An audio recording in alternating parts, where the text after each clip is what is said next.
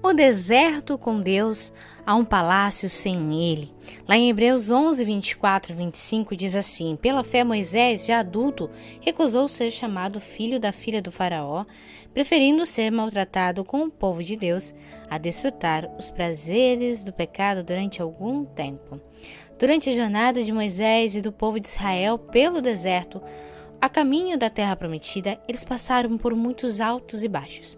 Porém, existe um episódio específico logo depois de um momento muito difícil da história de Deus com o seu povo, onde os israelitas se mostraram murmuradores e ingratos, o que levou o Senhor a dizer a Moisés: Vá para a terra onde há leite e mel com fartura, mas eu não irei com vocês. Isso está lá em Êxodo 33, 1, 3.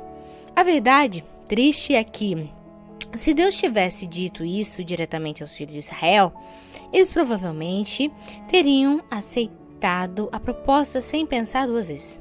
Afinal, sempre que Deus não fazia o que queriam, eles murmuravam e diziam ter saudades do Egito.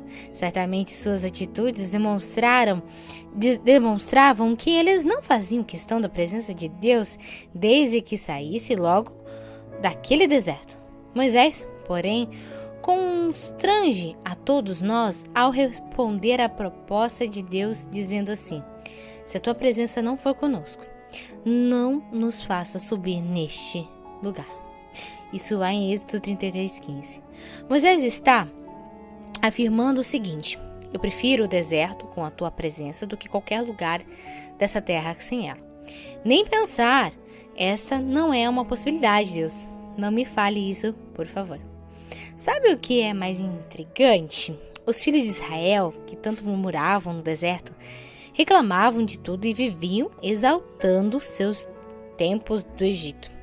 Estavam saudosos por um passado em que eles haviam sido escravos do Egito. Escravos! Moisés, por outro lado, havia sido príncipe naquela nação. Moisés dormia na melhor cama, envolto nos verdadeiros lençóis egípcios, comendo os banquetes, sendo servido por seus subordinados, vivendo em meio ao luxo. Isso quer dizer que, se tinha alguém que poderia sentir falta das regalias e do conforto do Egito, este alguém era Moisés. Todavia, Moisés nunca murmurou, nem desejou retornar ao palácio, pois ainda que ele tivesse tudo lá, ele não tinha o que considerava ser o mais importante, a presença palpável de Deus em um relacionamento vivo e real com ele. Moisés amava a presença de Deus mais do que tudo. Mais do que a fama, do que a posição, do que os títulos, do que as realizações, do que a aprovação dos homens. Moisés amava a presença de Deus acima de qualquer outra coisa, independente da circunstância. Por esse motivo, ele se recusou a dar um passo sequer sem que Deus fosse com ele. O deserto é um lugar onde o nosso amor por Deus é verdadeiramente testado. Tenho visto pessoas que antes caminhavam com Jesus e hoje estão abrindo mão dos princípios bíblicos em troca da aceitação de famosos. Fama e dinheiro, isso muito me entristece, quanto mais o coração de Deus. Sendo assim, a pergunta é: você trocaria a sua vida atual, ainda que com as dificuldades, porém com a presença de Deus, por uma vida confortável, luxuosa, mas sem Ele? Você prefere um deserto com Deus ou uma vida de falsas realizações sem Ele? Declare seu amor ao Senhor hoje, dizendo quanto você o ama e deseja amá-lo mais. Peça sabedoria para enxergar as coisas que realmente têm valor e livramento das tentações diante dos manjares que esse mundo oferece, pois essa vida é passageira e daqui nada levaremos, senão a vida de experiências que tivemos com o nosso amado Jesus.